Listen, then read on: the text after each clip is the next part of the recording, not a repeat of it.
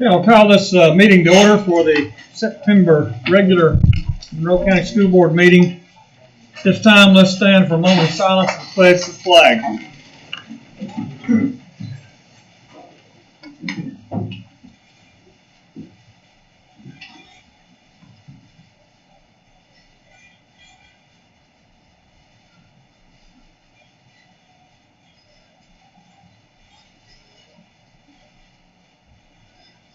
Attention, salute, pledge. I pledge allegiance to the flag of the United States of America and to the republic for which it stands, one nation, under God, indivisible, with liberty and justice for all.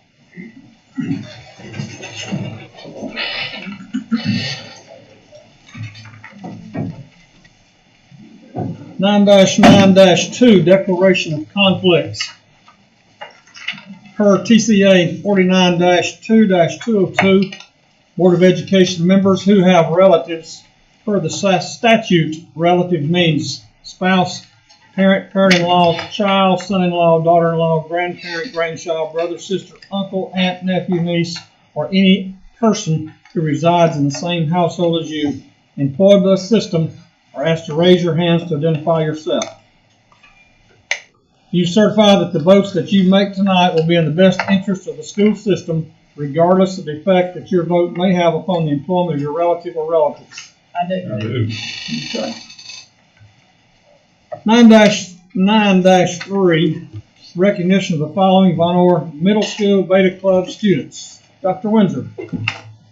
Mr. Conley, will you please come up? I'll try to do this more quickly than last time. I'll do it on side. So, if the following students will please come up and be recognized for your participation in Junior Beta Club for Monroe Middle School. Luke Holloway, 7th grade math. Aaron Hunt, 8th grade math. Feel free to give him a round of applause. Jacob Giles, 7th grade ELA. Emily Coles, 8th grade ELA. Jacob Giles, 7th grade science. Ryan Hall, 8th grade science.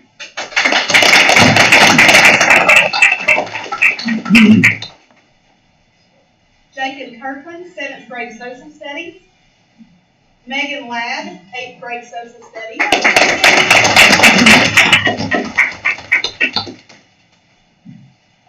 Megan Ladd, apparel design. Landon Hawkins, performing arts. Luke Holloway, quiz bowl. Jacob Kirkland, quiz bowl.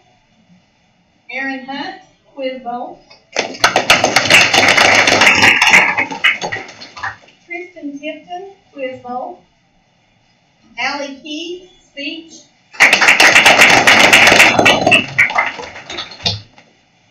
Emily Coles, black and white photography. Jacob Kirkland, color photography. Tyler Ryden, digital art. Sarah Miller, drawing.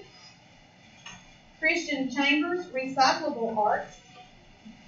Landon Hawkins, woodworking. Jacob Kirkland, social studies. And Jacob Kirkland, 5th place, 7th grade math. Let's get them all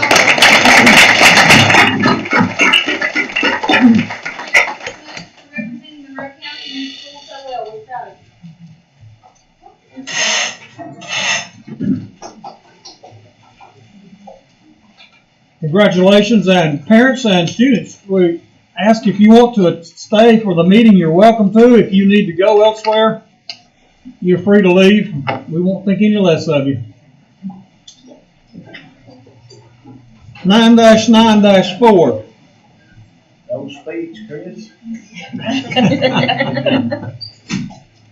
Thank you all. Thank you for coming. Thank you. Thank you for coming. Okay, 9-9-4, approval of the consent and regular agenda. Do I have a motion to approve? I'll make the motion. Or do I have a second? Second. Is there any discussion? All in favor say aye. Aye. Opposed, nay. Motion carries. 9-9-5, approval of the minutes from the August 12th, 2021 regular board meeting. Do I have a motion to approve? So moved. Is there a second? Second.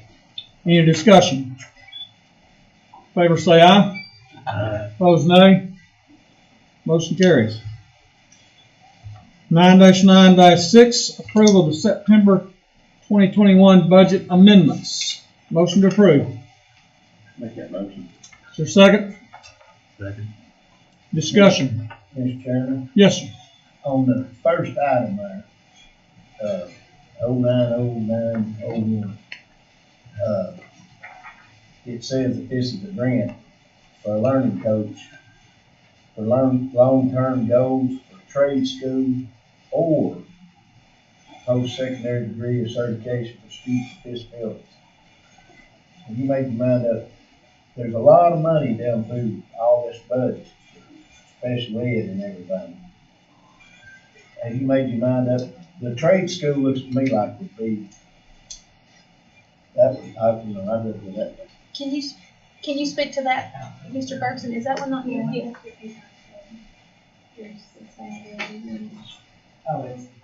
Yeah, that's not for, and it's not for trade school, it's for a transition coach. We've had that for 3 years, so it's just a continuation of that. So It has to be for special ed students to help them have success post-secondary, go into trade school, university, college, that's So it's the third year, you say? It's the Yeah. third year of a grant that we've had for 3 years, so it's just a continuation of it for the same thing, correct? correct. Okay, I mean, I just read it there, long-term goals or trade school, or then you get into the disability. But is it must mean for kids with disabilities to go to trade school too, right? Correct. Or Or to, post-secondary. secure employment as well. I know Dr. Stevens was at our ceremony last year at the end of the year where we had a young man who earned his occupational diploma and gained employment out of our CDC program. He got a full-time job, and that program helped. It's helping Okay. that all.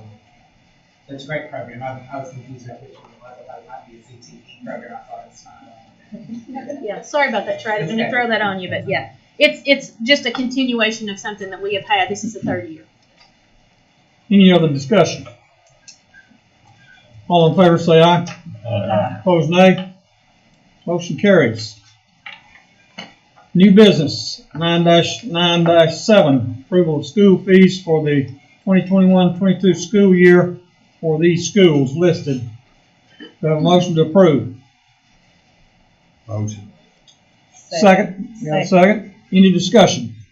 Mr. Chairman. I know we've already approved some of these fees. I've always, the fundraising and the deal, I've heard it for years, we don't provide the kids with supplies, and we're asking for this money. I know we've already, but you skip over here and you look at 9-9-6. All this, nearly $20 million, 17 or 18 million dollars. For $1.5 million in the fund balance.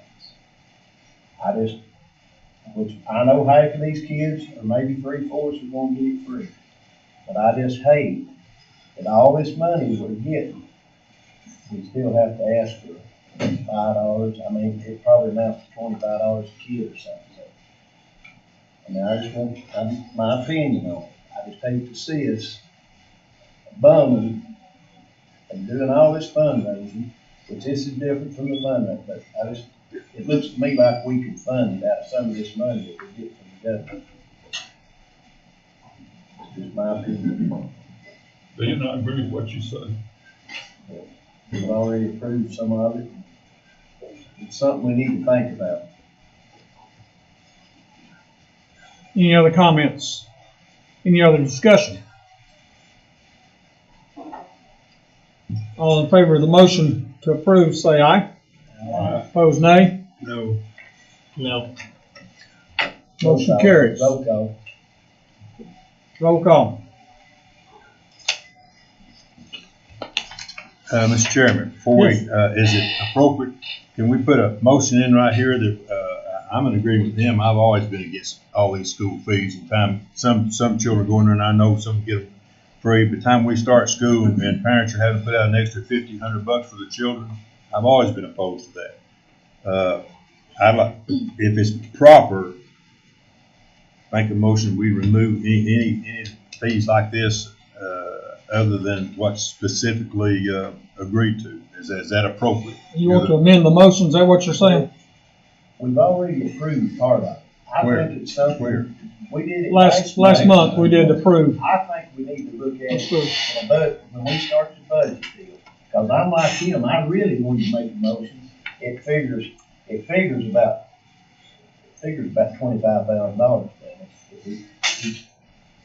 Well, not every school does a fee, not every class or subject does a fee. What we can do, if you're interested in seeing what, we would have to, rather than say we could use this money or any other money we have for this, we would have to know what these fees go towards. So if they can get us a list of what types of items are purchased with this, there may be the possibility that there are some things that we could provide. But without knowing that, there's all kinds of stipulations, especially around this money, that, you can't just, it has to be, go through a process of being approved, and it has to be verified that it's spent a certain way. But we can certainly look at, for the future, what types of things are bought with the fees and see if there's something that we can do or additional resources we can get through textbooks or whatever it is that we might be able to do. That's why I mentioned that $4.5 million fund now. Mm-hmm. I have to ask a question. If this is new business, how did we vote on it last time? It was For other schools. Other schools. Thank you. I think we need to add Yes. to the budget. We're definitely gonna let you talk. In the fall, you will see another amendment to where we give enrichment funds and instructional funds, and we allocate so much per student per, you'll see it's called BDP 100 money. And it's $2 or $3 per student, so each however many children is in a school, they'll get those funds as well per teacher. So they get $100 per teacher, $100 for the classroom. So you'll see that. So it's not like they're not getting any money, but I just don't think how it's allocated is enough for some teachers. We've got to be able to, we need to be able to look in a budget workshop and we sit down how we can do it without having to ask for these fees. Because even though you're gonna put this money back in, the public still thinks, when they get their bill from the primary school or wherever, that they're having to pay this money, and here we are getting all this money. Well, and some, and I will say some, and I don't want to speak for everybody, but some of the federal grants can only be used for certain things. We can't just, because we're getting money, spend it on school supplies or student supplies. So that's also looked at. But a lot of this is lab. This tonight is for a lot of labs, the science projects and things like that. I mean, it's just more than just supplies. I see But anyway. one lab listed. So if we disapprove this, then we gotta go back and disapprove the others. Yes, and I think his point was for future reference. Yeah. Gotcha. When we begin planning the budget, this is something, we can ask for a list. I can get a list now. The principals can talk to the teachers, see what types of things are purchased with this money. And if it's something that we either can purchase ourselves or, like I said, maybe negotiate when we get textbooks or different resources. There may be some things that we're able to get that we weren't aware that they're individual needs. So it's just, we can do a check-in and that's no problem. Mr. Chairman, I'm voting for this because we've already approved this for other schools and other teachers. I think this is something we need to look at going forward. So, Mr. Weeks, you're not gonna amend the motion? No, if what we're saying is true, we gotta go on this time because we've already passed the budget and they probably already corrected. So I have to back up and say I would vote for it, yes. Is that Okay. legal? Yes, we still got request for roll call. We still got to do that on the original motion to approve the fees. Yes. And there's nothing wrong with voting against it, but, Oh, I agree. and I would, other than, since we've already done what we've done. All right, Dr. Shootman, Yes. Mr. Weiss, Yes. Mr. Ingram, Yes. Mr. Kelly, No. Ms. Cagle, Yes. Mr. Williams. Yes. Chairman votes yes. I've got 7 to 1, 6 to 1, excuse me, 6 to 1, okay, 6 to 1, motion carries.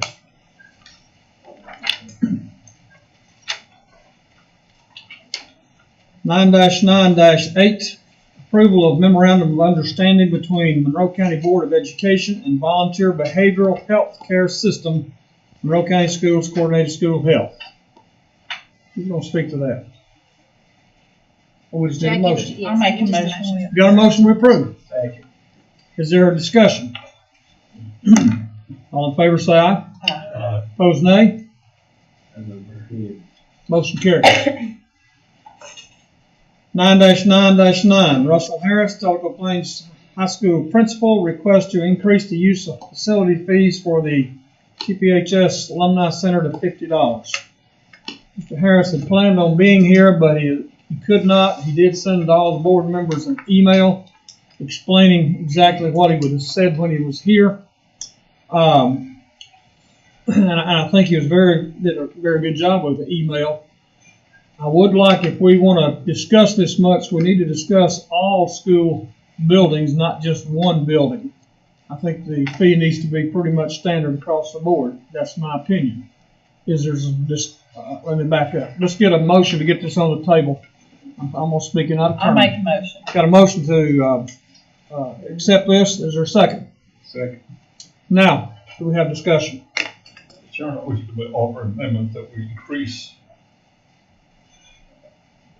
the use of all of our facilities for $50. Okay, have a motion.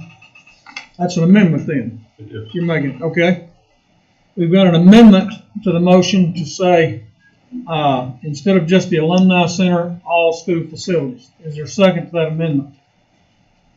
Second. Got a second. Okay, now is there discussion on the amendment for all school facilities? Is this money for cleanup only?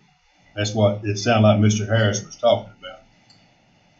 They pay someone to clean the alumni center. That's what I took it And as. so they were paying more than they were bringing in to clean, so they were paying more out of school funds. Correct. So that's why he asked to up it. That's what I'm saying. If it's for cleanup and all that versus the use facility, yes, for cleanup, but no for use of a public funded building.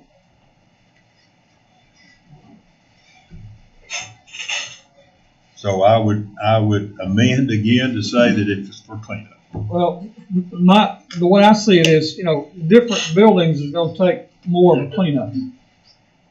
Alumni Center is one, I won't say, it is a small building compared to a regular school. If you're going to use the whole school, cafeteria, wherever, So, I could see the $50 being easily not enough for some of the rentals on schools.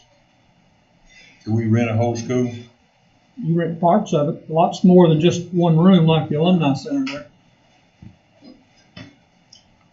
Where the use of facilities fee comes in, Mr. Weiss, is the form that they fill out when they request to use one of their facilities is called Community Use of Facilities form. And that's where the fee is actually listed. So that's where it comes from.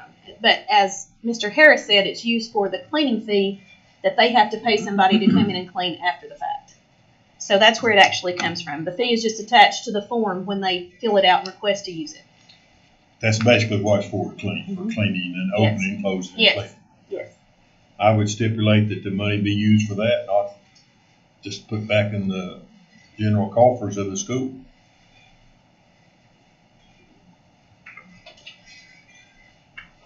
Now, if there's some left over, I think it goes into the school fund. Second. He needs a second on his amendment. He's already got it. Second. So you're wanting to amend the amendment? Is that what you're saying, Mr. To Weiss? say that the money goes for cleanup.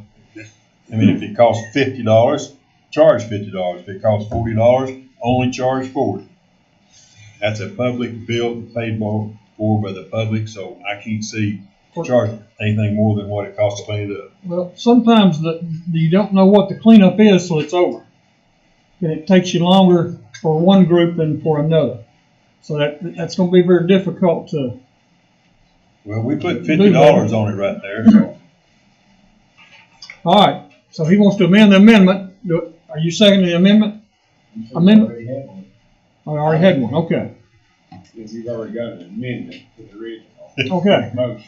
yes, but now we got an amendment to that. Amendment to the amendment.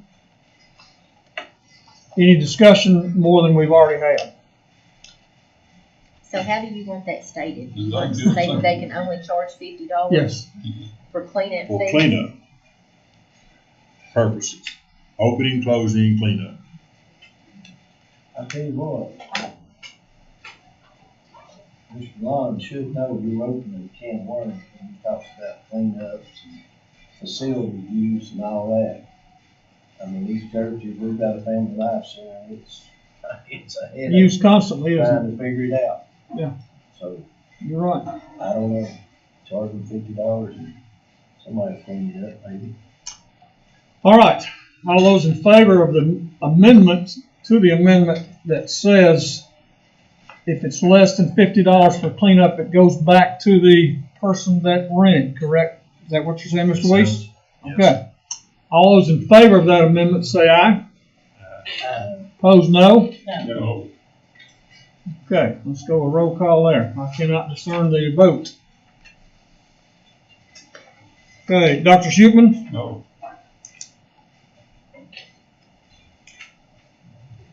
Mr. Weiss? Yes. Mr. Ingram? No. Mr. Kelly? Yes. Ms. Cagle? No. Mr. Williams? Yes. I've got 3 of 3. Is that what you've got? Chairman votes no. The amendment fails.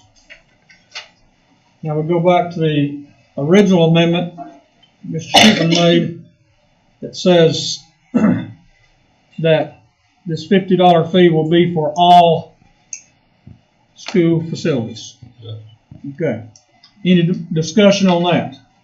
What are we calling school facilities? Say, the junior pro basketball, just for an example. They use the gym, then that's school facility. Is $50 for one day or for spraying or? They pay, percentage, typically they'll pay a percentage of, But I mean, what we're voting on is $50. that's the minimum. It would be $50 minimum. The ones who do it for an extended period of time, like say 3 months, That's they'll, what I get at. Yes. Somebody's fixing to lose a lot of money. No, If it was $50. If you see the use form, you could understand that. $200 per month is what they get for doing it for like an extended period of time. Am I misunderstanding what Lon's amendment was $50? I For think all we did a facilities. special thing if they used it more than just I one understand time. that. But that's not what- You better let her read the most, read it back. And they say single use of facilities. Right. Mhm. The way that it's listed on the facilities application, it says the party shall pay a fee of $25 per day or a minimum donation of $200 per month for extended use. And the motion that Lon made was to increase all of the schools to $50. So it just affects that 25 one. Just pay- Yeah, it doesn't affect the $200. Okay, I thought it was just $50. Well, That's why I said if you That ain't see the gonna form, pay you the What you're understand. saying, that yeah. ain't gonna pay the light bill. Any other discussion on the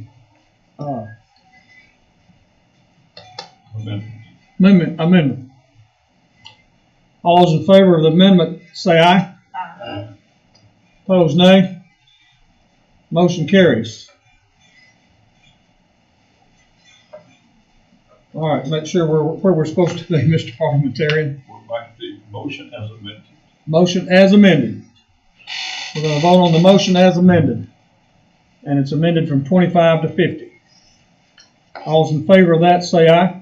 Aye. Opposed, nay. Motion carries. you're caught up, we'll proceed. I don't want to go too fast for you. Okay, 9-9-10, Dr. Janie Evans, CTE Director. You've got a request for approval and some updates. Okay, thank you all for allowing me to speak with you this evening. The first thing I want to ask the board to, is to approve the Community Partners Grant with South College. I believe a copy of that MOU is in your board packet.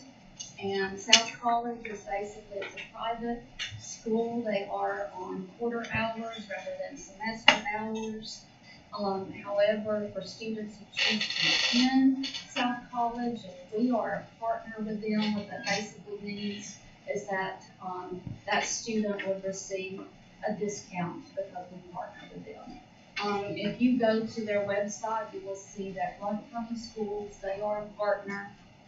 Anderson County Schools, Biltmore, several healthcare facilities. They are also Tennessee. They also accept Tennessee Promise.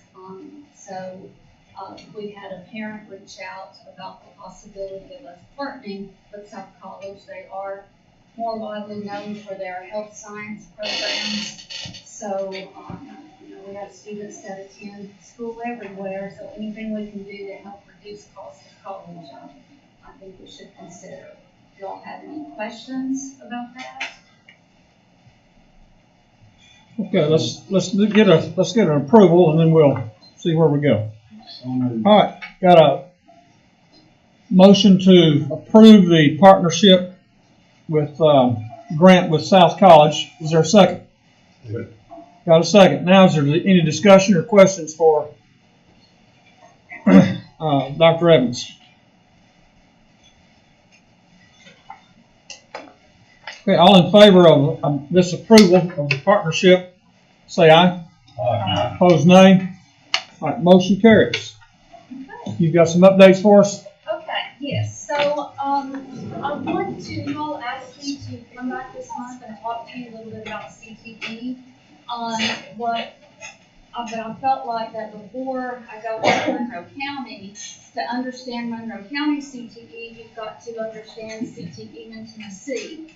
All of you have in your packet, if you want to follow along by each of the different high schools that I gave you and the career clusters and programs of study, this sort of explains that a little bit better.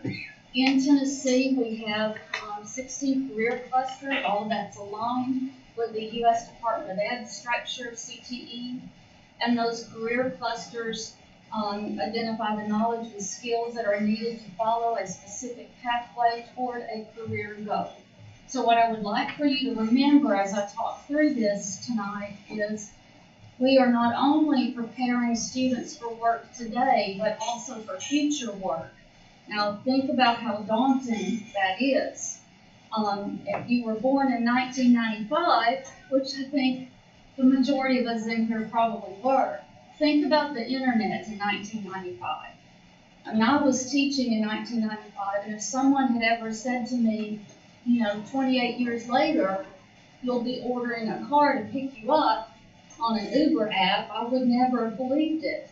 So for those of us teaching now, that's what we have to think about is how do we help kids transition from high school into work, but also just where work is going in the future. And it's a very daunting task. So this is how we try to do that. We have programs of study that follow within each of those career clusters. So they incorporate academic standards. Just think about your technical manuals that you have to be able to read. We have an automotive program at Sequoia. And think about all of the cars. If you're going to work on a car today, that car is a computer, basically. So you've got to be able to read technical manuals and understand that. You need to know something about technology.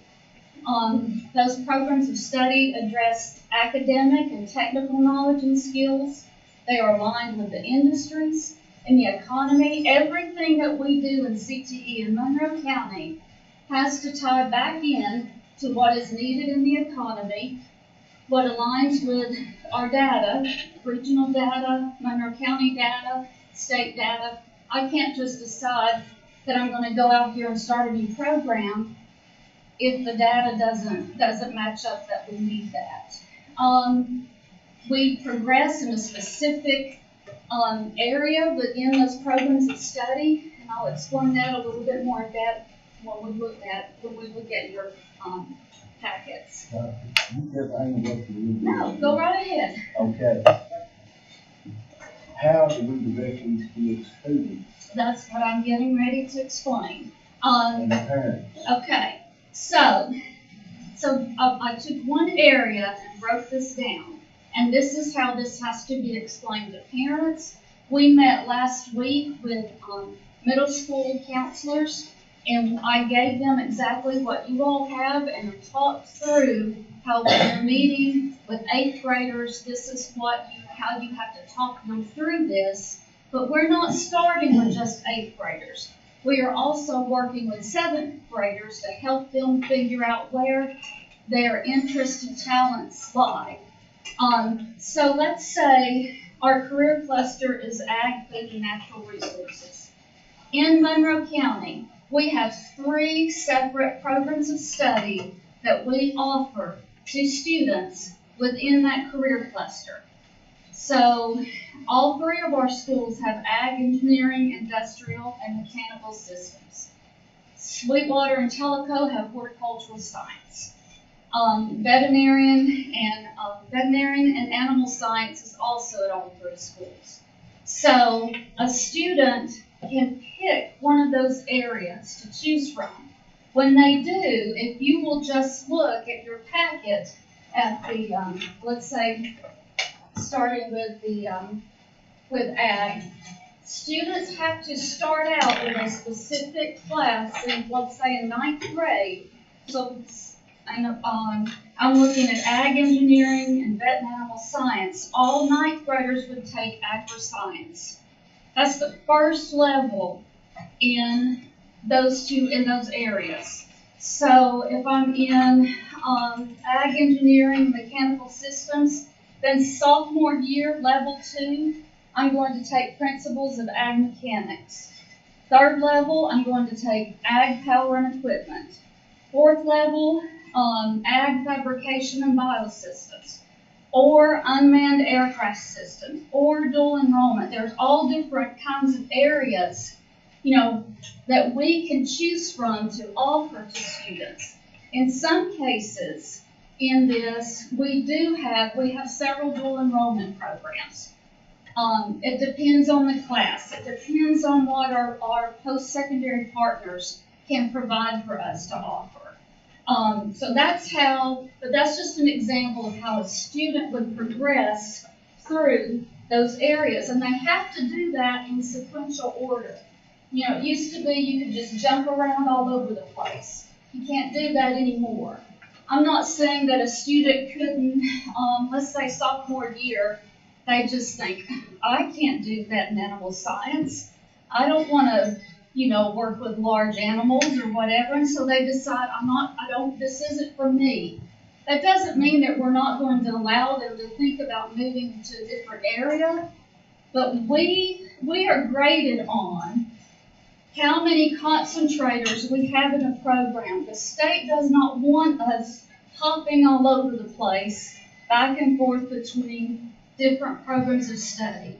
They want us to work with students to help them see how all of this fits together and to help them plan toward post-life after high school, whether that be work or a post-secondary institution.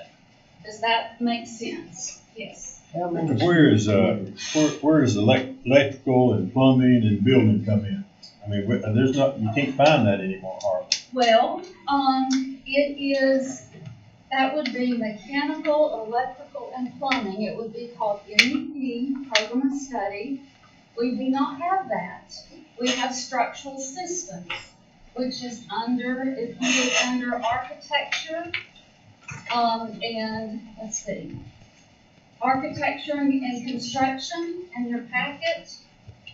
We have structural systems at Sweetwater and at Sequoia. So those 4 classes are what the state says we have to offer with that program of study. Fundamentals of construction, structural systems 1, structural systems 2, or construction practica. So does that include electrical and plumbing and? They may get into some of that with their standards, but as far as a program specifically tied to electrical and plumbing, we do not have that. We're looking at some things, we're not there yet. To do that kind of a program, I mean, you're looking at a whole lot of equipment, lots and lots of cost. You're looking at space, that we need space. There's a lot too when you start a new program planning for it. You gotta think about books. You gotta find the teacher. You gotta find a teacher that is willing to leave an area where maybe they're making 3 times what they're making would make to come do this. You know, I mean, so that's another issue that you know, we run up against. So that kind of gives you an idea of some of the barriers that we have to work through. Thank you. We have a lot of schools enrolled in Instructional systems, in all yes. of this.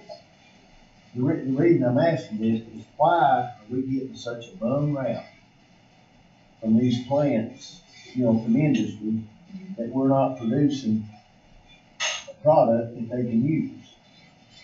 And I hear it all the time. Well, I hear that too. And I mean, you got this, if there's any parents listening, they need it. But are there a lot of kids taking advantage of this? I think, and I will tell you that we have met with several industry leaders and folks within the last couple of weeks, different people. We've come back together and we're meeting and, you know, we're trying to get our message out there more.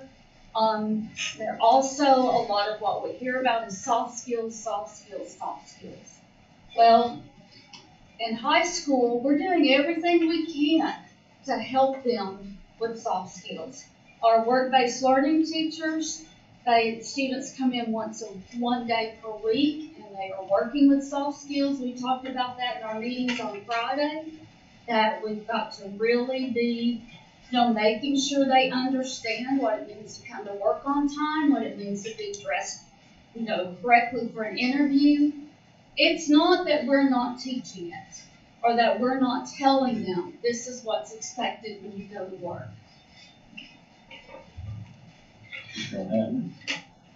But you're doing good. I mean, you know, we're trying. We're doing everything we can to, you know, help those kids. Well, I'll just be honest. This is fascinating to me because, like I said, I'm just an average taxpayer until about 2 months ago. I mean, I wasn't aware all this was going on. And we're not selling it good enough. We're just not selling it good enough. That's why I was wondering if there's a lot of kids enrolled.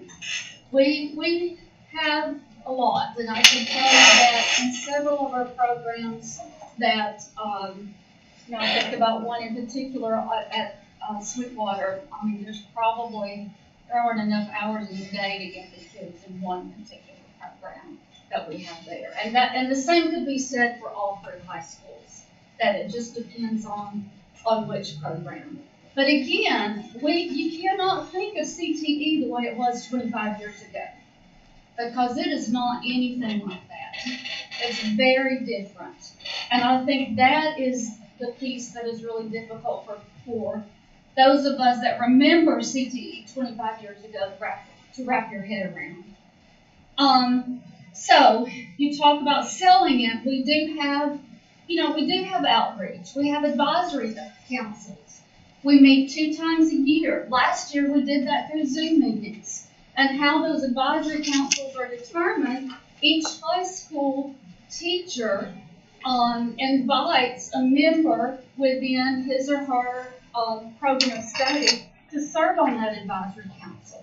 We ask them, what can we be doing better? What do you need from us? So we are doing that. Our industry partners, we are working as hard as we can to gain more industry partners. We want industry to work with us. But one of the barriers that we have dealt with the last several years is, when we wanted to send kids for work-based learning in some of the plants or factories, if they're not 18, they don't want them there. They don't want them, because if you're less than 18, that could be, in their mind, an insurance issue. So there's a lot more sometimes to the story than, you always hear. Our post-secondary partners, TCAT Athens, Cleveland State, those are the two that we work with the most. Both schools do dual enrollment with our programs of study. TCAT Athens, for example, we have welding dual enrollment at Sequoia and at Tellico. Cleveland State does dual enrollment with our health science programs. We have a CNA program at Sweetwater High School. So we're busy. Our teachers are busy. There's a lot going on.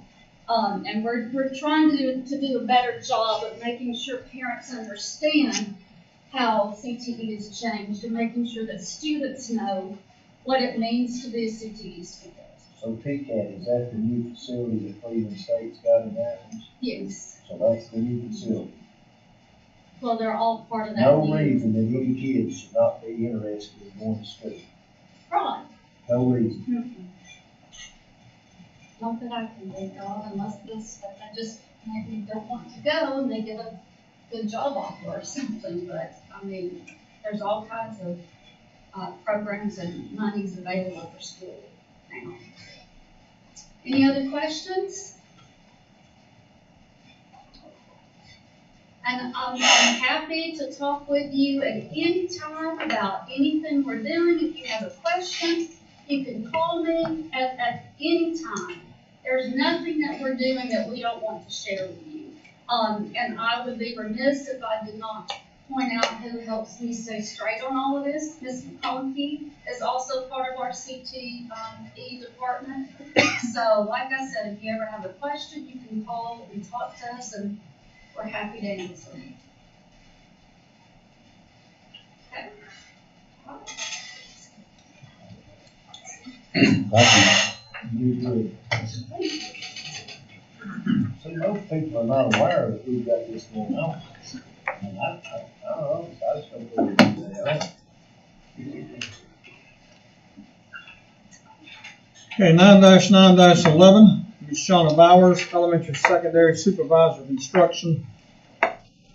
And you're going to talk to us about something. About something. Hello, good evening. Tonight I wanted to bring you our plan for improving literacy in Monroe County schools. And I promise it will not be as long as my spring presentation. So, in your packet that Sandra sends out digitally, and I'm not going to go over all these, but I just kind of want to highlight them. I gave you there are 4 documents, and if you'd like a printed copy later, I can get that for you. But the first one, it just explains the Tennessee Literacy Success Act that the governor signed in January of 2021 that focuses on foundational skills K through 5 and building reading skills in students. Okay? The second document it says literacy, and it's again about the Literacy Success Act, but it says for districts and school board members. So it's kind of a Q&A that gives you more information. The third document in your packet, and I highlighted every page kind of just with highlights of each paragraph, because of the Literacy Success Act, Monroe County Schools had to create a foundational literacy skills plan in the spring, and it was approved by the Tennessee Department of Education. This is on our website, and I also put it in your packet, and you can talk about that anytime you'd like. But it's just our step-by-step plan on how we're going to boost reading, especially grades K through 5. And then the last document I put in your packet is just a sample, basically the table of contents and a brief sample of the supplemental curriculum we're using in grades K through 5 that teachers attended extensive training this spring and summer. We can talk about that later. So, first I just kind of want to reference our high quality instructional material vision, and we began this last year. And it's to plan with purpose and utilize our ELA, high quality instructional materials with fidelity. Last year was a struggle.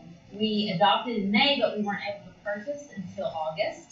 And then obviously with so many absences and the challenges we faced last year, teachers were just getting used to their new ELA textbooks and curriculum. This year we're working more towards that. Our goal, why are we doing this, is to provide explicit and systematic instruction using best practices, and we've had training on this summer, which will provide access for all students to show growth and reach their goals. So just one thing I want to highlight is the all students part. Before we had our instructional materials that the district worked so hard with county commission to purchase, students at different schools were receiving different things because teachers were doing the best that they could to pull whatever resources they could get to teach their students. Now, students in Monroe County have access to the same material, the same high quality material. And because of the training we had this summer, they also have access to the same high quality material. And then the last thing I just want to point out too is their full potential. We have a bar and it's pretty high, and that's good. We realize that all students are different, and that's why we meet them where they are with whatever challenges, whatever interventions they might need. Not all students are going to reach all the same levels, but we do have that bar and expectation, and we're ready to serve them where they are. So I just kind of want to go through one building block at a time that's helping to improve the literacy in Monroe County schools. And the first, like I mentioned, was the purchase of these high quality materials that were vetted by the state, created by experts that all teachers K through 12 now have in their classes. We created a high quality implementation team, and last year it was myself and Denise Cole as my ELA district instructional coach. We also added 3 administrators, Laura Jones, who's our elementary principal, Cheryl Debity is our middle school principal, and Chrissy Callan is our high school assistant principal. This year, just last month, we sent out an application to teacher leaders. We want the teachers, they're the experts, they're in the classrooms, they're working hard, they're doing this every day, so we wanted teachers to join our team. So I am pleased to announce those teacher members. We have Roya McConkey at Madisonville Primary School, Kylie Steibel from Louisville School.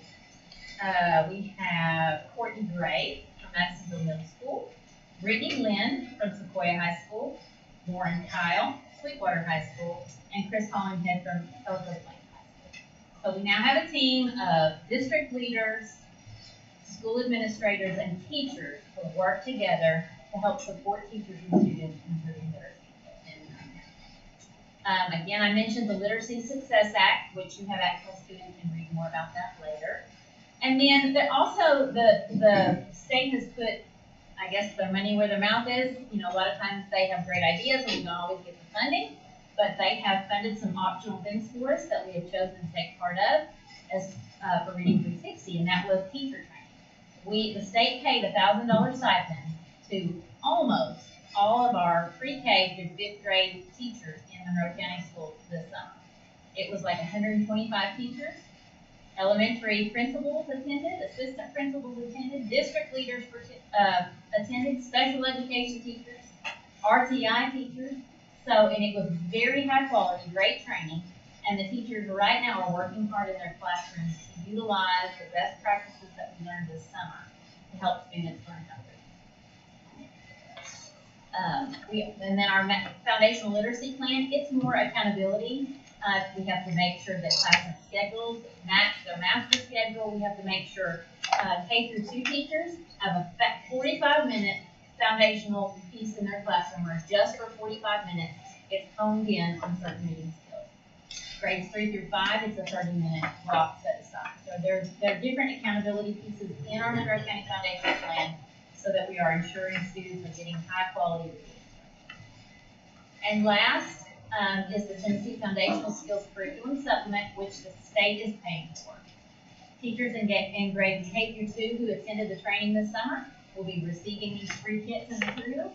And some of the materials that the state is not providing, we will be using ESSER funds to have those materials printed for teachers in K through 5. And then the foundation for the building blocks obviously is continued support from the Tennessee Department of Education. We are partnered with our East Core office.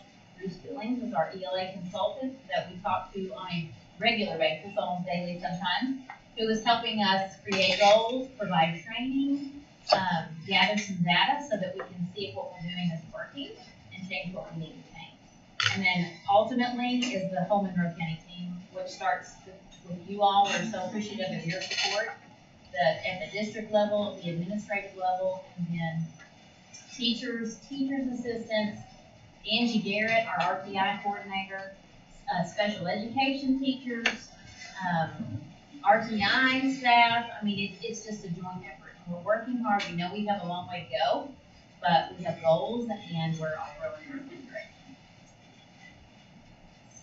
Okay, so just a sample. This is just a sample of a first grade unit 1 of the foundational piece.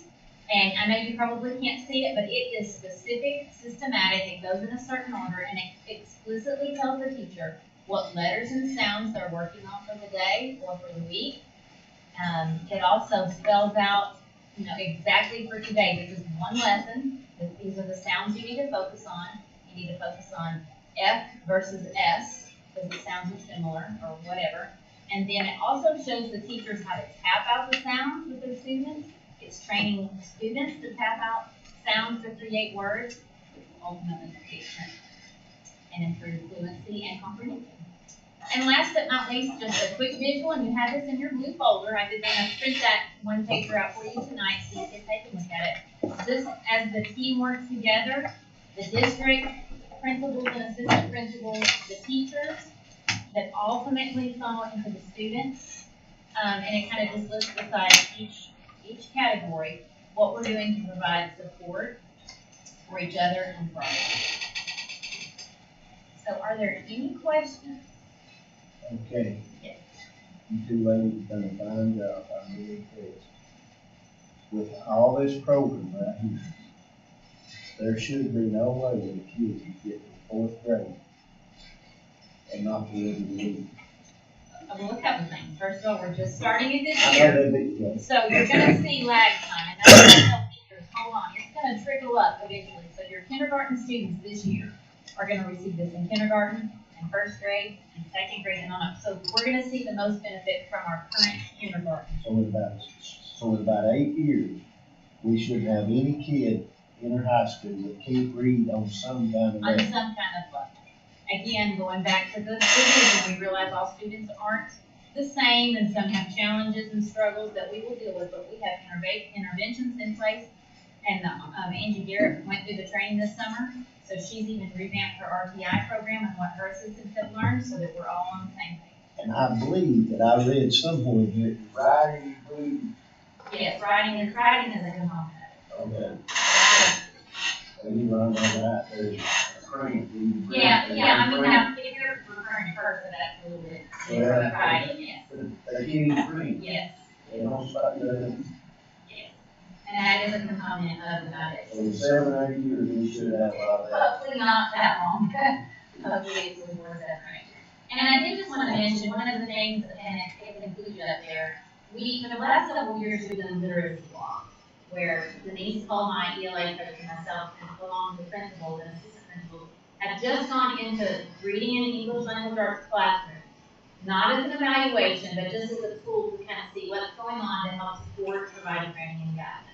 So with our eScore partner, with the TDOE this year, we have a new instrument that we're going to be using, and teachers are being trained on that. I just had a Zoom call today with our district team members, our teacher leaders, and teachers are beginning to use this instrument to reflect on their teaching practice, using the curriculum we purchased for them.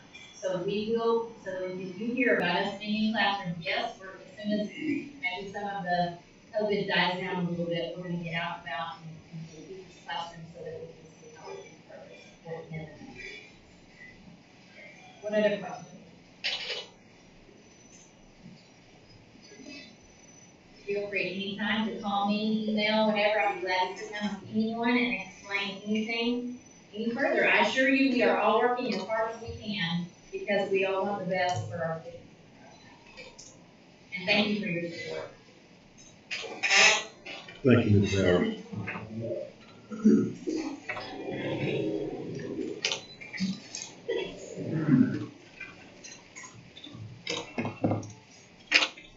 Okay, 9-9-12, Dr. Christy Windsor, Director of Schools, extra COVID days for employees.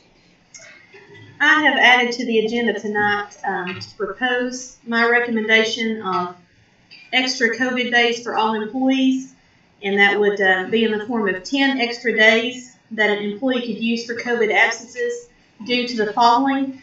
And there's two categories. One would be for a quarantine of the employee due to COVID exposure or a positive diagnosis of COVID. And the second would be for a quarantine of a child due to COVID exposure or a child with a positive diagnosis of COVID. And this would be 10 days that they would be able to use in lieu of having to use their sick days. And we would make this retroactive for anyone who has already had to do so. So that is my proposal. Mr. Chairman, move this be approved. All right, I got a motion to approve. Is there a second? Second. Okay, now, do we have questions or discussion for Dr. Windsor or for ourselves? We have sick days, 10 sick days, that's a lot. If we put in there after the sick days are used, maybe. But this is no different than what teachers have been doing forever. We have built-in sick days already, and to add 10 extra days, I don't, and say it's specific to a COVID, when I don't know of any other sick days are specific to a certain disease. I will say, I have seen this in several cases already. Teachers, first-year teachers, don't have 10 sick days yet. First-year teachers being out, not because they're sick, because their kids are. They can't pass them on to the grandmother because they don't want grandma to get sick. And not just teachers, but other employees too. And yes, I know we have sick days, but this is unusual times, unusual circumstances. And I just feel like with what we have adults now having to take care of kids, and you can't pass them on to somebody else. I just feel like it's necessary. In a couple of instances, actual real life instances, just to share a couple that we've had in our own system.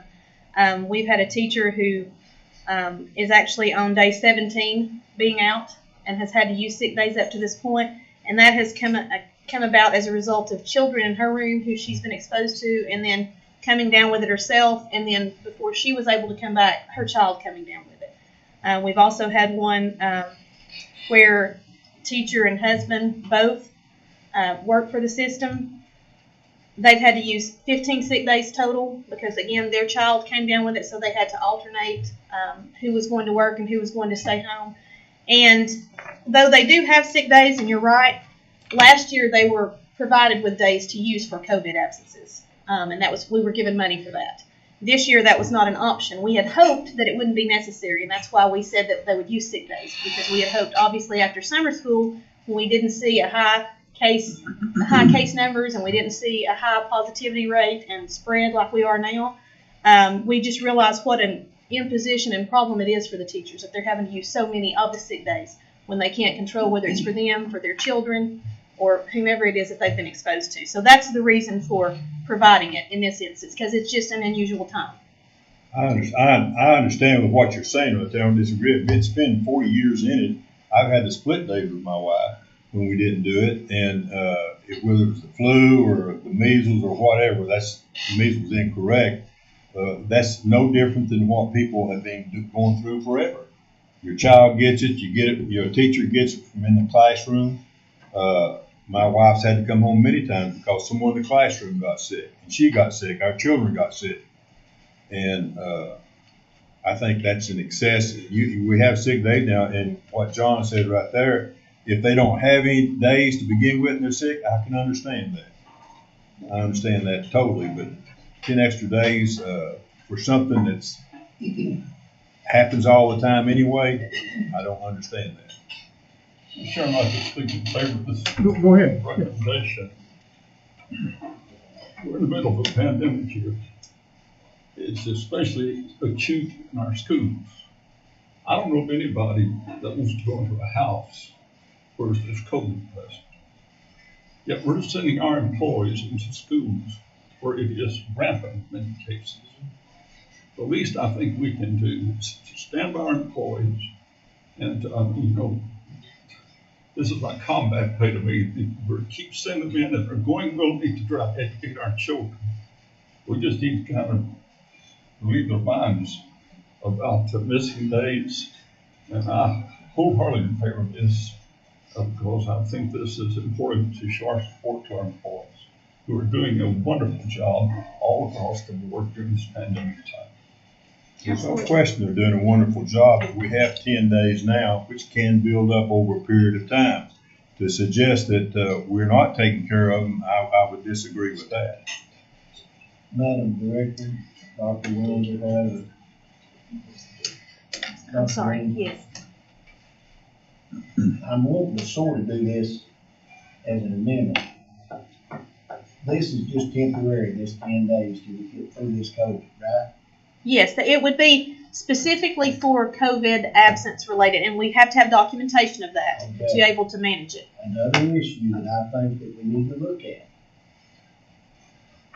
is that you're having trouble getting substitute teachers. How much you pay them, $60 to $75 a day? Yes. Now, this is my opinion, and I've thought about this for a month or so. That's not enough, just like what Mr. Shooten said. You know, you're asking these people to go in to a bad situation. I think I would be wanting to amend this to add that $100 to $125 a day for a substitute as long as this pandemic's going on. And that might help you get substitutes to where these kids are not left unattended in the gym or some of this stuff. Would it be inappropriate to make the money ladies over there? Yeah, I think that's something that we would have to, we have talked about increasing the sub pay. We talked about that in the beginning of the year. But the fact that it was not budgeted for that at this time, we didn't have plans to do. We would have to look at what kind of numbers that would require. And our contract, we're in the middle of our contract, so that would be something that would have to wait till the end of our contract and renegotiate. Is a substitute's not under contract? Yes, we go through a company who provides their substitutes for us. Oh, so we're not getting our own substitutes? No, they're actually employed by ESS, which is the company that we use. I'm just changing. Okay, but I still say $60 to $75 is not enough, and by the time we sort out that we need to give them $100 to $125 a day, the pandemic hopefully will be over. So, and that is something that we have already spoken about with ESS at looking at that, increasing that amount. who did ESS? That's the company that we use, Education Source Systems, I believe it's called. Any other comments or discussion over the motion?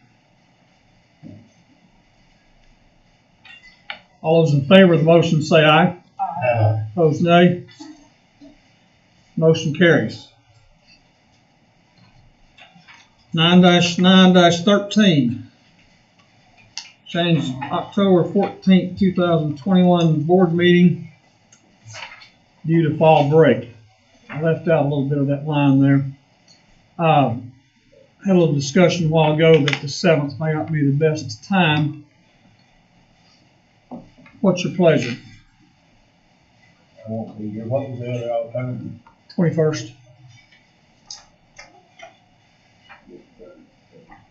That's pushing it back a week, correct? I've got my days set aside. I understand what you're doing. We can do that in a month. We'll try. Not it. Do I have a motion? So moved. So move for the 21st.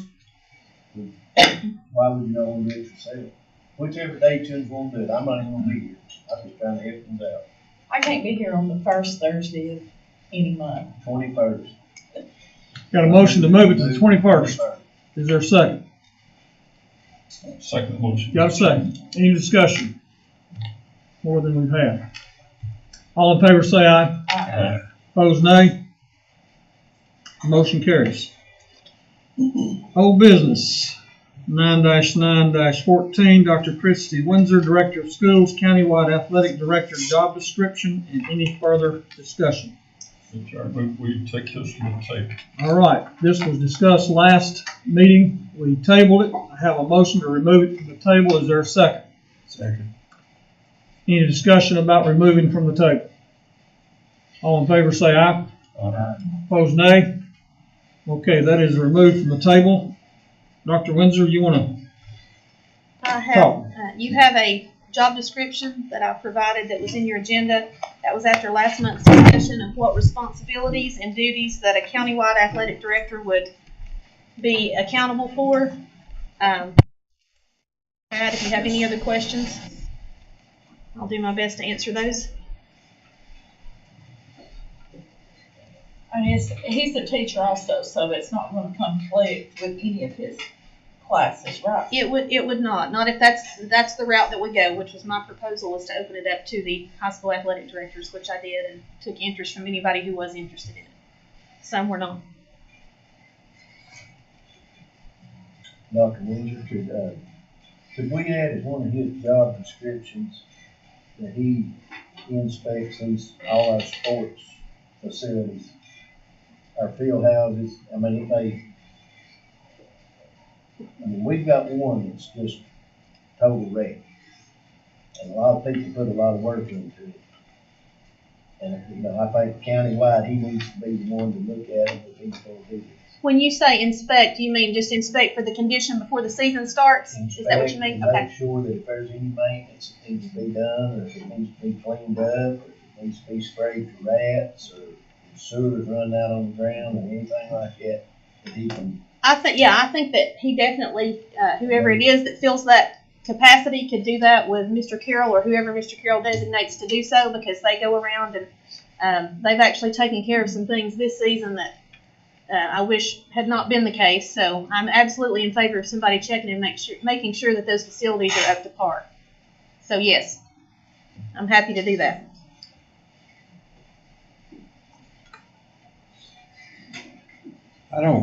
I don't see a need for one, for a county athletic director. I've been all those positions you're talking about, and, I've had 13 different principals, 13 different athletic directors, and I've never had a problem anybody telling me as a coach what I had to do and to keep it in line. And as athletic director, I didn't have no problem. As a principal, I had no problem. But it seems to me like that we're just adding to the bureaucracy. Because most of these things right here are building, I read through your job description, these are building level decisions that needs to be made. I've had to make them as a principal, and I've worked under one, and Mr. Weaver sitting back here, he'd kick my butt up one side and down the other if I hadn't got my ducks in a row. And I don't see why this, because if it goes from here, if I need a roll of tape, I got to go to this athletic director, the principal, I got to go to the county athletic director. And if someone has a problem, I think we spoke of the last time, it don't stop with him, it come to you. And at that point, it can be kicked back down to a building level. I just see us adding to the bureaucracy. It can be handled right down there. The principals can handle all these problems. I never had a principal that had a problem doing it. Mr. Depew, for example, at Sweetwater, he never had a problem with telling me what I could and couldn't do. And why do we need to add to the bureaucracy? And we take out $8,000 and pay our coaches more, which certainly needs to be done. Why do we need it? It's going to come to you. The bottom line is going to stop at you. All right, let me say this. And I think all of your coaching is done at high school level, correct? No, sir, elementary and college. Okay. Middle schools we have added with TMSAA. And most of your middle school coaches are hired with very little, if any, experience. High school coaches are hired with lots of experience of some kind. Middle school coaches are not. Middle school principals TMSAA is brand new to them too. They know very little about rules. I bet you there's very few that could unless they've coached under TMSAA before. And there's lots of times you need to talk to somebody other than Bernard Schultz or Jim Manise over in Nashville. You need to talk to somebody that knows. And having an athletic director for the county for middle schools is, I think, essential. They don't have paid athletic directors like high schools do. They have been coaches, most of them, and no NSSAA rules, much less TMSAA rules. So I can really see it being an asset. It's also this county director is also our liaison to the schools. We need something done, we need a policy, we'll get with this person and see if we need to change our policy or make a new one. I move we take Dr. Ramsey's recommendation. All right, I've already got that. We got that motion. You didn't make that motion? I just voted off. Okay, all right. You make, I just move we okay. accept her Do we have a second? Second. You have a second, okay. Any more discussion? I just have one more. I mean, he's assistant football coach, golf coach, and soccer coach, so will that interfere with anything either? Well, actually, we haven't even made a decision yet on who would get it. I opened it to the high school principals. Oh, okay. I did have, not principals, I'm sorry, high school athletic Oh, okay. directors, and I did have 2 that were interested. So Yeah, so there's not, it's not been given to anybody at this Oh, point. okay. So the name everybody's floating. Mhm. It's not really, he may just be floating. Oh, I didn't know there was 2 interested. Right, there are 2 that are interested, and if, one of those names may be floating out there, but nobody's been given the position. Okay. Okay, let me act. Say Don's athletic director at Sweetwater, and Joe's athletic director at Telephone, and one of them gets the county athletic director. And there's a controversy between the 2 schools. That's not gonna be good business. If you've got a school athletic director that's also the county athletic director, that's gonna cause a problem somewhere. Then, when it rotates next year, I'm gonna get them back. That's the human nature. My opinion would be if you had a situation where you had an issue with 2 schools like that, then obviously it would come to me.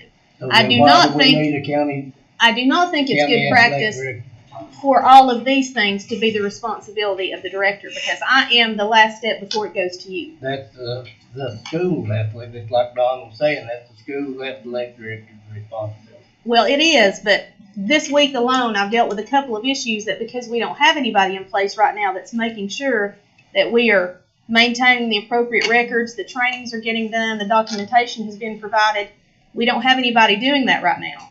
So when I get those questions, a couple of things already we're going to have to go back and try to either find or take care of, because during this period, and for 16 years, we have had a county athletic director.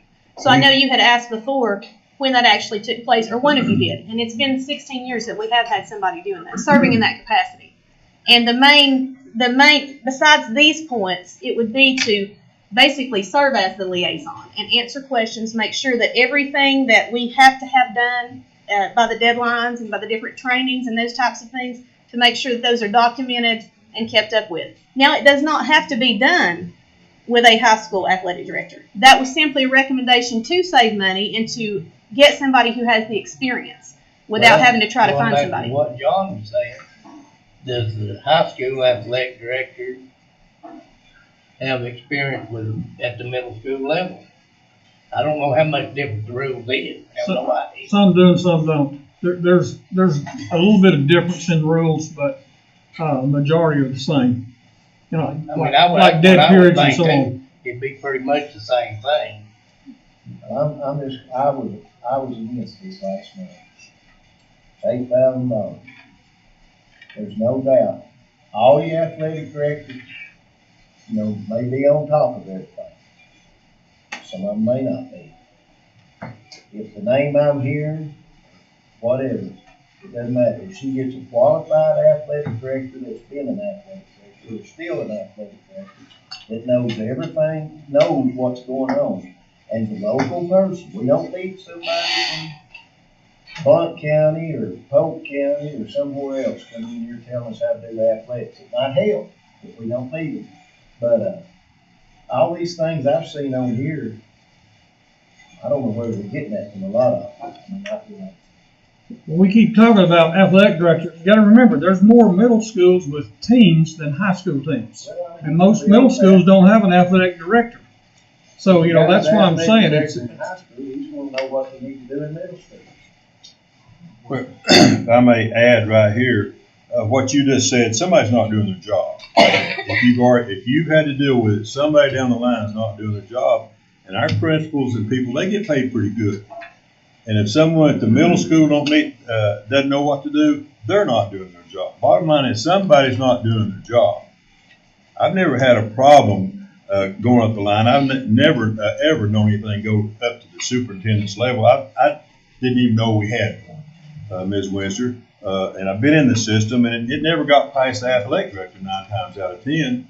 The principal just merely marked off what my last job was, what Mike Martin said. Mike Martin says okay, and April said he got the money. Eric Weaver basically signed off on it, but he checked on it. So if you're having to deal with it, somebody didn't do their job, and they get paid pretty good. If some middle school guy don't know what he's talking about because he has no experience, that's on him. That will not help one thing of adding to the bureaucracy of what we're doing right here. We're adding one more bureaucracy, and she just said it right there. She's already had to deal with it. Somebody's not doing their job, and I wouldn't care at all. That's what would be told to me. And I would expect to tell it to somebody. But she's hired to do the job. This athletics, we let it get out of hand anyhow. Because most of them, when they get out of high school, it's over. I felt bad the last week or two about having to call her about the incident. And I just heard, she needs to be concentrating right now on this COVID deal. Needs to be just like these supervisors on the reading and the vocational. If we have a blow up at a ball game, if all that bull goes on that everybody's talking about, earlier, she don't need to be the one out there enforcing. If there's a problem, then those athletic directors need to go to the athletic director, then the countywide. And then when he finds the time that she don't need to take 1 minute away from reading or vocational or the other operations to fool with the athletics. And it's just the way it is. A lot of people got dreams for their kids, but they better be dreaming about getting them educated. So I'd rather her be dealing with that as dealing with 2 or 3 parents or 2 or 3 coaches and stuff. It's just a bunch of bull. And then if they don't get anything done, then that director countywide, he can come to her and say, now, hey, we've got a situation at your convenience when you're not dealing with COVID and you're not dealing with, this, we need to handle it. In my opinion, I was against this one.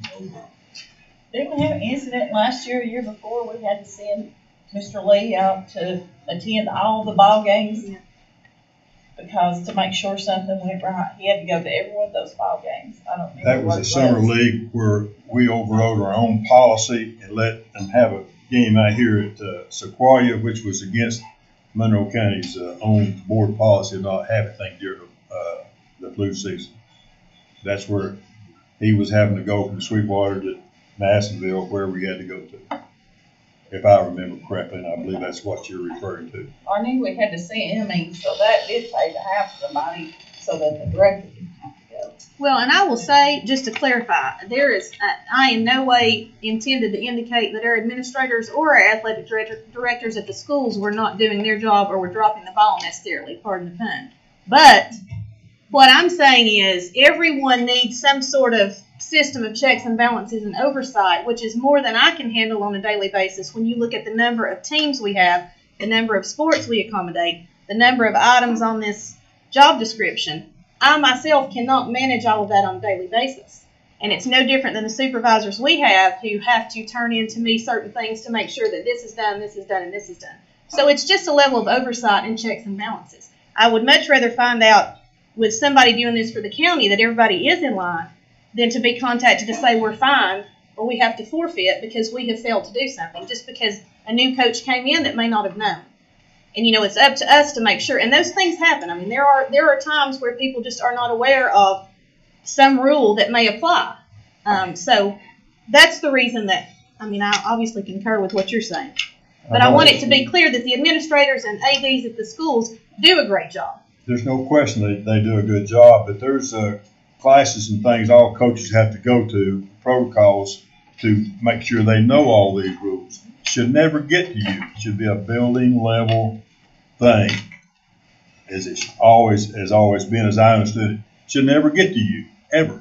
But if you add if you add another one, athletic director, something happens, who's gonna make the final decision? You are. It'll have to get to you, so it could be done at the building level also. That's Question, my take. call for Call question. question, okay. I thought you had a question. Roll call. Roll call. Point of order, before we have that, we have to have a vote, by the board to see if, they're ready for the question. Correct, you need a second to his. He's moving the previous Yes. question, you need All a right. second. I need a second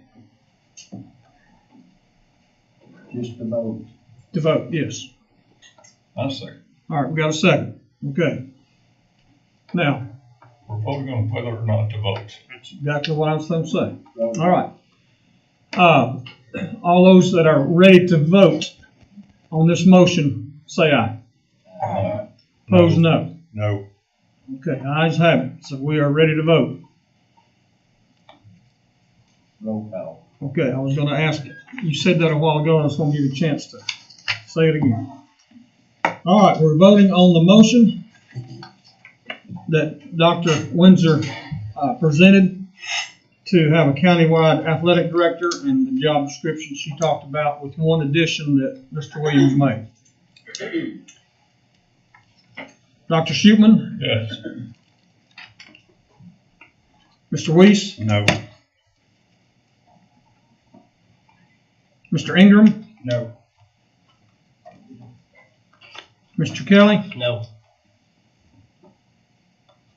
Ms. Cagle? Yes. Mr. Williams? Yes. You got 3-3. Chairman votes yes. I told you, it's real fair. It's like playing rugby. Just about, isn't Like she got bird, he got it. it? All right, Director of School, 9-9-15, Director of Schools report. Okay, we wanted to start with paying a tribute to one of our custodians who passed away late last week, Charles Allen Mosier. He devoted 18 years of service to Monroe County Schools. He started at Monroe Elementary School, and when he passed away, he was working currently at Sequoia High School. He was a dedicated employee of the school system, and he will be missed by all who knew him. So I wanted to pass that information along to you. We do have an update on the bleachers. Tellico High School site work will be starting this week, and the bleacher installation will be 9/24/21, so September 24th, just down the pike. Once site work for Tellico High School is complete, they will then move on to Sequoia High School to complete that work, and the delivery and installation of that will be mid to late October. We did add 2 days to our Labor Day holiday last weekend, as you know. Thank you to those of you who worked to host and participate in a remote staff development last Friday. By doing what we did, we were able to provide 6 days for students and employees to be off. The closure was not done through the state's waiver process, and I wanted to make that clear. We are not allowed to close the entire district with a waiver. You are only able to do that on a case-by-case or school-by-school basis. So that's why we chose the option to take 2 days to add on to the break to be able to allow the entire district to be closed, to allow the sick to recover and hopefully reduce any potential spread from the continuation of them being in the buildings with high positive cases.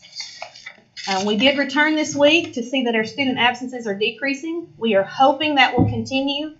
Our employee absences are kind of holding steady right now, but we also hope to see that improve as people are coming back from quarantine and from being sick. So the positive to that is, even though employee absences are steady, we have been better able to fill a greater percentage of those vacancies this week with substitute teachers since we have come back. So that is a positive. We're going to continue to monitor the numbers, and we appreciate everyone's diligence and hard work during this difficult time. It is not easy to be in public education right now, and so I appreciate what everyone is doing every single day. That includes everybody employed here, all of our students, and the board itself. So thank you for that. Is there a question for Dr. Windsor on anything she just presented? I didn't hear Sweetwater's bleachers mentioned, Dr. Windsor. Do we have an update on Sweetwater? The football field's complete. As I understood it when we started this, all new bleachers at all facilities. That means softball and baseball. correct. We started with football first, because that's what the board voted to approve, and then from there, we're moving into the other places. Okay, so it is gonna be done? Yes. Okay, thank you. Thank you. They're the same as the, 9-9-16, elect the school board chairman for 2021-2022. I'd like to nominate Mark Ingram for this position, as I'm a big believer in seeing this thing go from district to district to district for next year. Got a motion for Mr. Ingram. Is there a second? Second. Any discussion? All those in favor of Mr. Ingram as chairman for the next year, 2021-22, say aye. Aye. Opposed, no. Motion carries. Congratulations, Mr. Ingram. I'd like to further recommend that, as we did this year, recommend the next district, which will be, in this case, Joe, as the vice or assistant, what do you call it? Because I thought he filled in admirably when you were gone, John. That will be on the agenda for next month. Committee meetings and also vice chairman and any other. Oh, so it gonna come in the same thing? Okay, thank you. It'll be done next month. All right, 9-9-17, any other business the board feels necessary to discharge its duties? I think I've got a motion somewhere. No, not that one. For my workshop, are we not gonna do that? 5:30, yes. Oh, time out. I make a motion we have a workshop. I'm No. supposed to do that. Make a motion we have a workshop next time. I'm supposed to do that. All right. Well, wait. That's just let it by me. Mr. Chairman, I'll make a motion. I'm sorry, you make that motion. I made that motion. Okay, we got a second. Okay. We're gonna have a workshop on the 21st, 5:30. 5:30. Okay, that was not the motion I was asking for, but that's the one I got, I guess. Okay, we'll hold that other motion, I guess, till next time. I can bring it down if you want me to. Yeah. It's up to the board. About the assistant? No. I thought you said that was a no-no. Oh, I like that, Dawn. Done. Workshop. Drawing a about that picture right there. here.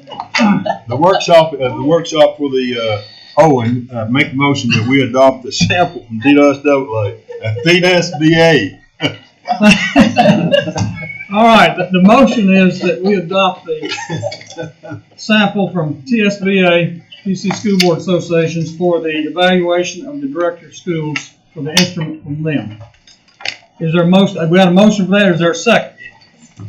Second. Got a second. Any discussion on that? Okay, all in favor of this motion say aye. Opposed, nay. Motion carries. If you'll notice at the bottom of your agenda, you should have gotten an email from TSBA some 2 weeks ago about our district meeting. You have to go in yourself and register. And they will then send you back the way you'll get in on the 28th for our fall district meeting that went virtual on us. So you have to do that yourself. Ms. Blair cannot do it for you. And then they'll send your stuff back to you and you'll get credit for attending virtually. And it's a short, from what they said, it's going to be just an hour. So, hey, take advantage of it. Next meeting will be the 21st of October at 6:30. At this time, Mr. Ingram, I'd like you to come forward, and I'd like for everybody to stand, please.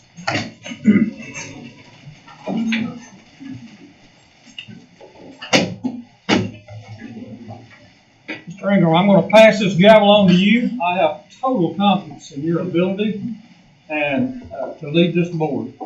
And I appreciate you taking over from me. And this is yours, and you will go forward. And your last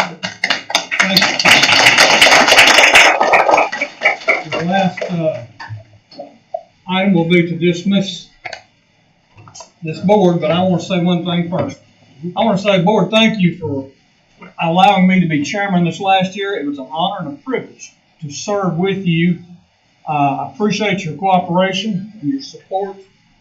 Ms. Freeman, every time she talks to me, she says, you know, we have a good board. No, Ms. Freeman, we have a great board.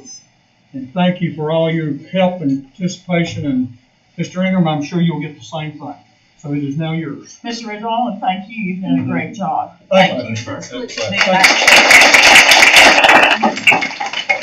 We have a motion to adjourn. So moved. Second. All in favor, say aye. Aye. All opposed, they can stay.